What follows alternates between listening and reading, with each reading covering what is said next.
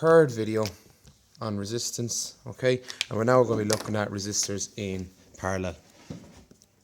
Okay, and just like it says in the word, this is going to be two resistors that run side by side.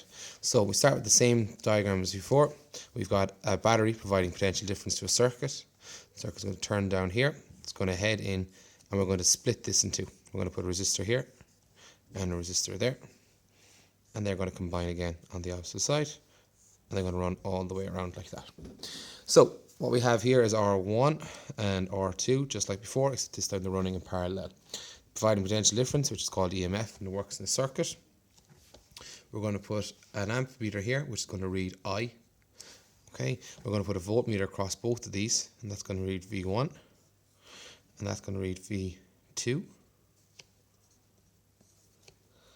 Okay, and they're going to give us a potential difference across those.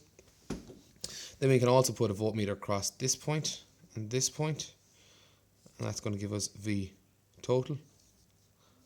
Getting a little bit tight there, possibly should have made my diagram a bit bigger. Of course, we know that I total here, okay, is the current running into this junction.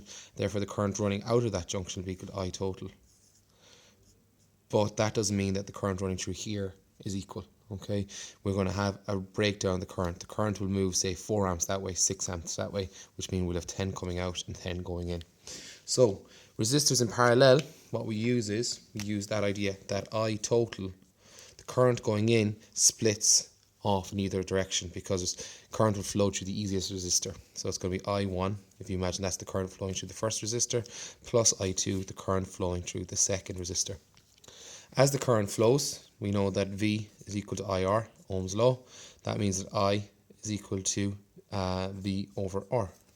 So every place we have an I, we're going to put in V over R. So that's V total over R total is equal to V1 over R1 plus V2 over R2.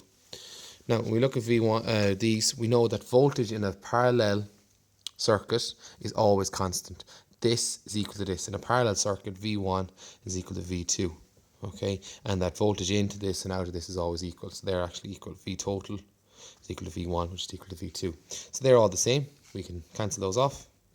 And we're going to be left with 1 over R total is equal to 1 over R1 plus 1 over R2. And that's your derivation. That formula is in your log tables that you are asked to derive that using a diagram. This formula here and Ohm's law.